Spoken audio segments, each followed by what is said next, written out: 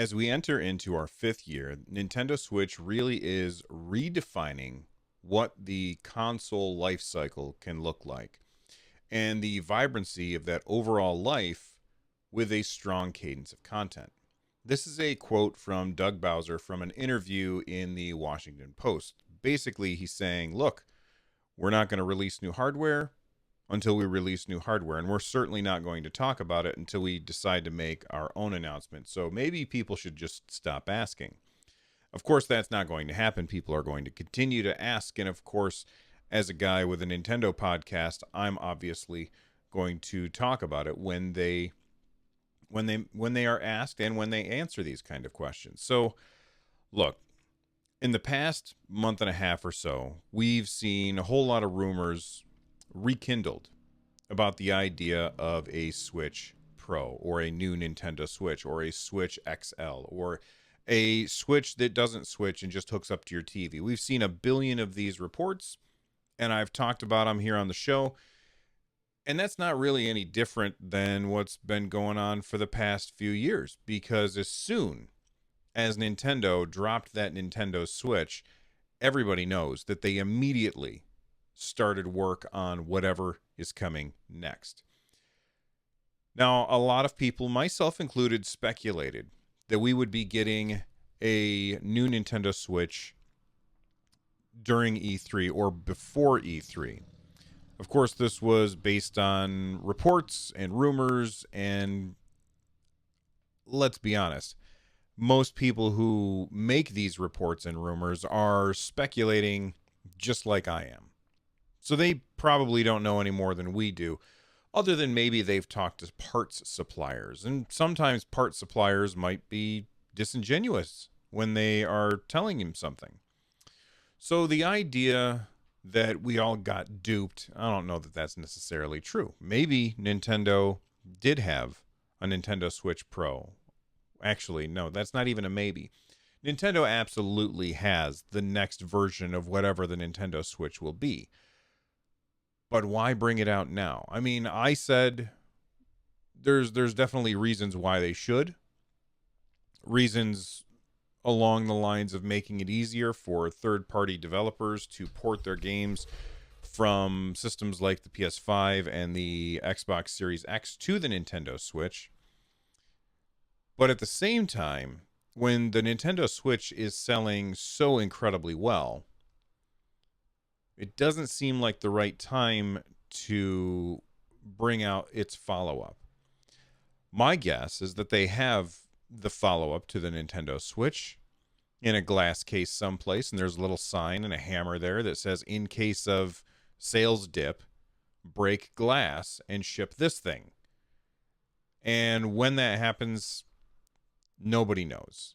But it's always fun to talk about. Here's what Doug Bowser continued to say. He said, we're always looking at technology and how technology can enhance gameplay experience. It's not technology for technology's sake. And I would say that is definitely a differentiator between Nintendo and the other platform holders. I mean, when Nintendo, I want to say gets up on stage, because traditionally that's what happens when you launch a new system. But I don't know, maybe the days of stages are over. But when Nintendo gets up on stage and announces a new system, they don't talk about the teraflops. They don't talk about the resolution. They don't talk about the frame rate. They talk about the games. When you watch a press conference of, talking about the PS5 or the Xbox Series X, they talk about the most powerful console ever, the best graphics ever. When you talk about the PS5, the worst looking console ever. Sorry, I had to throw that dig in there. But that's very different than Nintendo. Nintendo just talks about the games and what the technology that they're using can do to give you a new experience with the games. And quite often, that's not about graphical fidelity. Now, I'm not a video game engineer, but from my understanding, is the current suite of engines that are used to make most video games, like the Unreal Engine and the what's the other one? I always forget this one. It also starts with a U. There's Unreal, and then there's Unity. All right, you can stop shouting at your screens. Or maybe even Frostbite. I don't know if that one's quite as scalable, but most of the games are made on engines that are very scalable. This has been demonstrated when we did the mid-cycle refresh of the last generation for the Xbox One, and then the Xbox One X, and then the Xbox One S, all those different versions, and then you had the PS4 and the PS4 Pro. One of the things, and I've said this on the show before, one of the things that I was worried about is, are they able to make the games that'll run on every version of the Xbox, or in my case, because I had a PS4 and PS4 Pro, every version of the PS4. I didn't want companies to say, all right, well, we're just going to ignore the higher end systems because those higher end systems aren't in as many houses, and we'll just make our games for the lower end systems. Conversely, I also didn't want companies to say, well, we'll just make a game for the higher end system, and on the lower end system, screw those people, because they don't have as much money, that kind of thing. I didn't want either of those things to happen. I was really worried that that's what was going to happen, but to my surprise, both Xbox and PlayStation, they were able to require that the games would run pretty well on all different versions of the system. That's great. And then you have, games that, were made for last gen, but then they were brought to the Nintendo Switch, and they ran pretty well on the Switch as well. Obviously not at the same resolution, not at the same frame rate, but the ports were coming.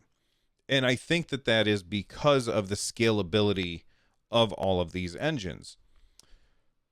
So while that kind of pokes holes in my argument that, doing this now is a great idea because it makes life easier for third-party publishers to bring their games to the Nintendo Switch.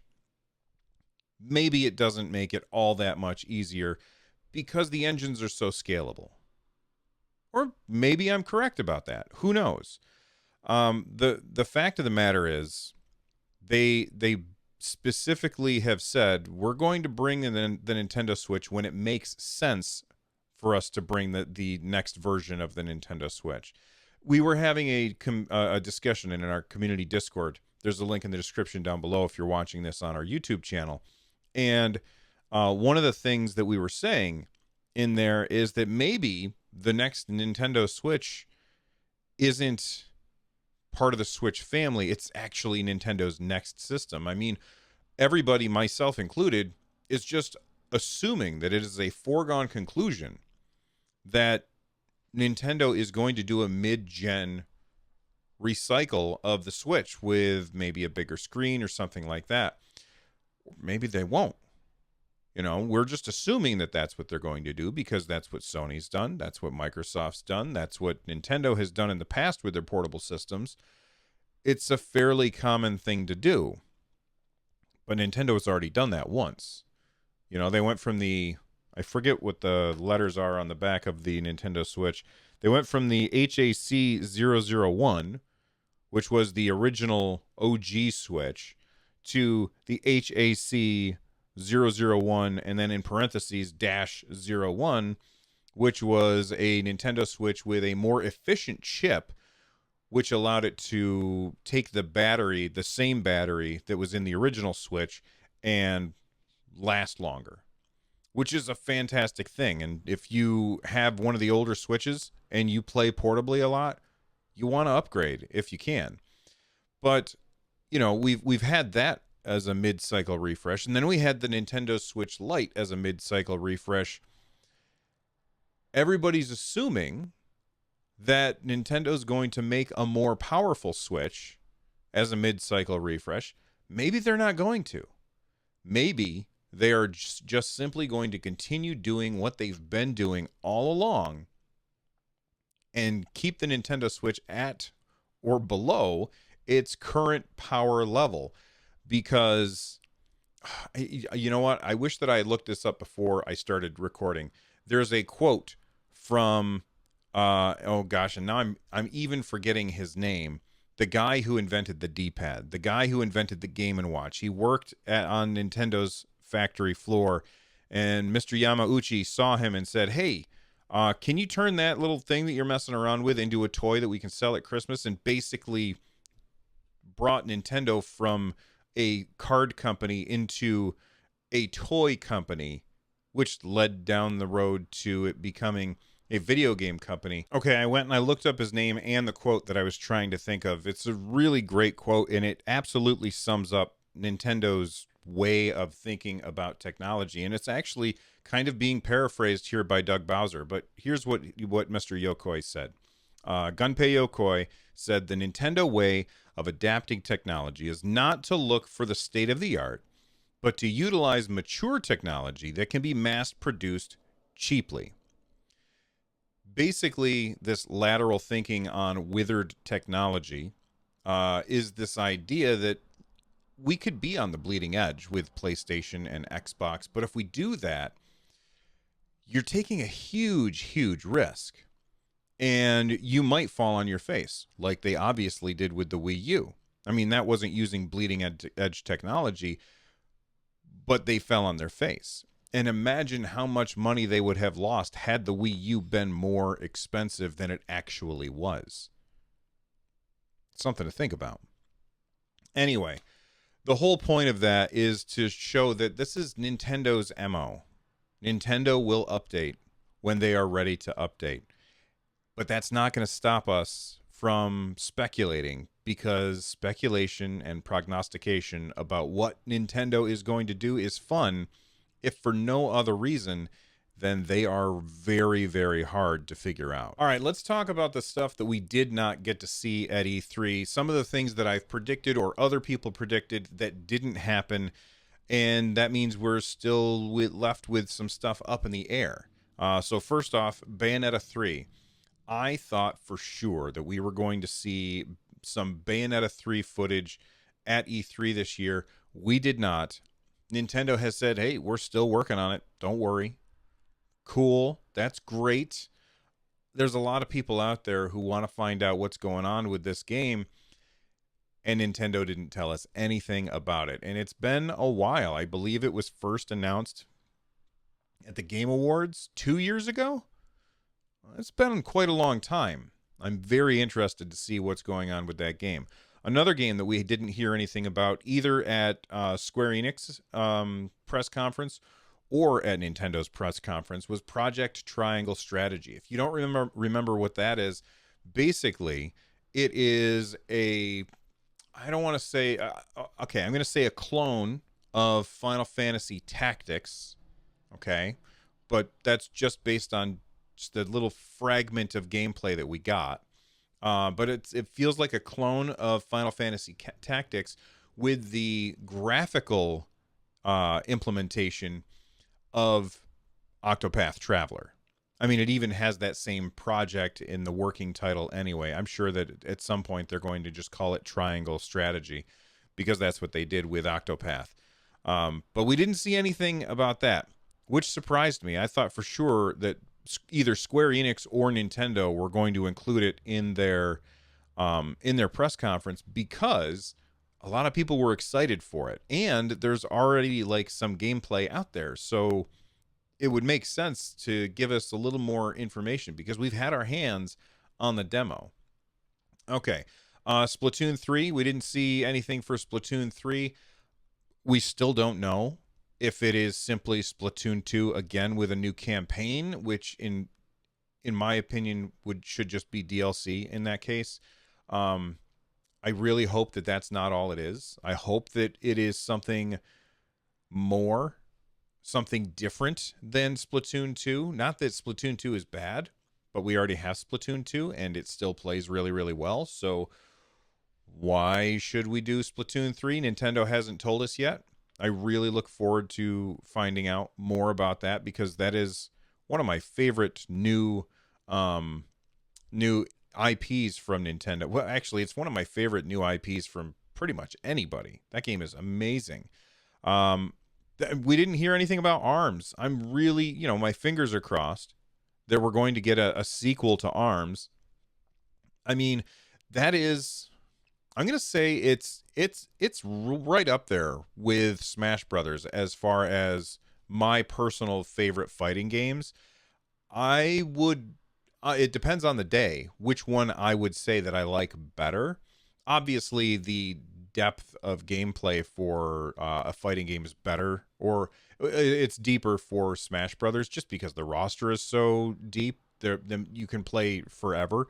But with ARMS, it doesn't have quite as deep a roster, but it's so intuitive and incredibly fun, and the graphics are amazing.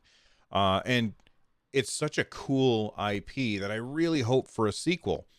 I don't know if a sequel is going to happen. The game didn't do incredibly well, even though it's fantastic. I still lay the blame at Nintendo for that because of not anything to do with the game, but to do with when it was released. It was basically sandwiched.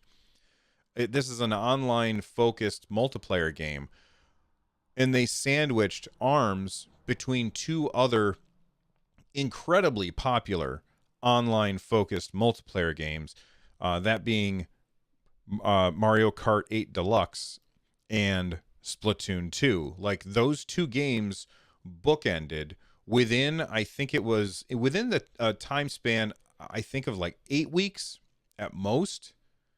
If you went from the release date of, game A through to B through to C, I think that window of time was only about 8 weeks. And to throw a brand new online focused multiplayer game with a new IP that has not been tested before at all between two juggernauts like that, it just made it hard for ARMS to compete. People just ignored it because they knew that they were going to be playing Splatoon soon, or people were too busy playing Mario Kart to give ARMS a chance. So I was really hoping to get an ARMS 2 announcement, but we didn't get that, and I don't know that we ever will. Xenoblade Chronicles X, very sad that didn't get announced. I was hoping that would get a remake on the Nintendo Switch. That doesn't mean it's not happening, but it's not happening right now. So, sad. I'm sad about that. We didn't get GBA announcements, although, we'll talk about GBA in just a little bit. There was no Star Fox, there was no F-Zero, and there was no new Donkey Kong. So that's a lot of stuff that we didn't get. I'm got my fingers crossed for another Nintendo Direct. Listen, we just had a Nintendo Direct, Bill. Why are you asking for another Nintendo Direct? Because as cool as that Nintendo Direct was, there's a lot of people who were disappointed in that Nintendo Direct. If for no other reason that we didn't get to see any Metroid Prime gameplay, we didn't get to find out the real release date for Breath of the Wild 2, and all of the things that I just listed off, we didn't get to find out anything about any of those either. So there's still a lot for us to talk about with Nintendo. They're just keeping their cards very, very close to their chest. All right. Let's talk real quick about some GBA games. There's rumors due to a quote-unquote leak that Castlevania Advance Collection has been rated by the Australian Classification Board, kind of like their version of the ESRB, or if you are over in Europe, oh my gosh, I can't remember, the PEGI system.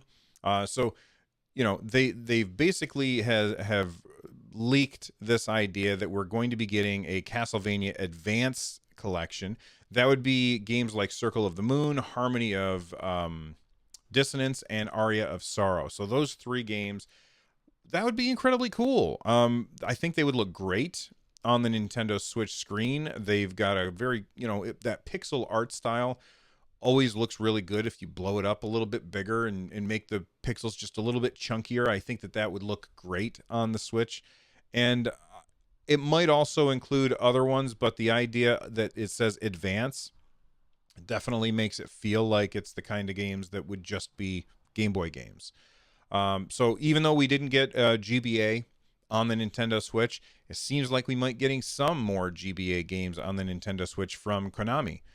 So that's actually kind of cool. Before we get out of here, I do want to just talk about very, very quickly about something that kind of cropped up in the middle of everything E3, and I didn't have a chance to cover it. And that is that Nintendo put out a new firmware update, 12.0.3, and basically it was making it so that people could not download things from the eShop.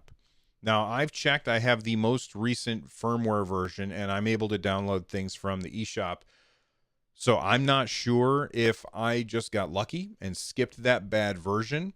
But even people in our community Discord have been complaining that they are unable to download games from the eShop, and they're not getting the newest firmware update version. So if you're running into that issue, what I would highly recommend is that you give Nintendo a call and ask them to take you step by step through the process of fixing whatever the issue is. And I'll tell you, I've been on the phone with Nintendo a couple of times. Their customer service is really good. Of course, I was, having Joy-Con drift issues, which I wasn't happy about.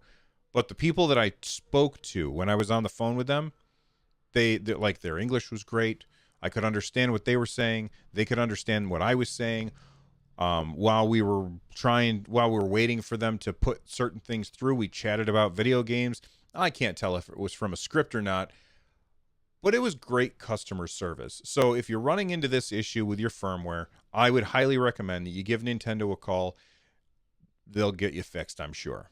Anyway, that's it for this episode of Nintendo Switchcraft. If you didn't know, you can support the show over on Patreon. That's patreon.com/runjumpstomp. We've got a bunch of patrons who are supporting the show either through the Buck a Month Club or through that gets you the show for ad free, or there's some people who are supporting the show at the Early Access Club, which means that you get the show before everybody else. And then, of course, we have people who are at the higher tiers like Solo Something, John Eisenmenger, and Bowser 13. Thank you guys very much for the support. I really do appreciate it. And Abigail 13. Sorry, I confused two names. But thank you very much for the support. You are all awesome people. Again, that URL is and Orange Thunder. Gosh, I left people off by accident. I apologize. Head on over to patreon.com/runjumpstomp and check that stuff out over there. And if you are watching this over on the YouTube channel and you want to watch the videos before anybody else, then click on the join button right down below, and you'll get access to those videos a couple days early. Anyway, thank you very much for watching or listening, whichever you're doing. I'll see you next time. Stay awesome, everybody.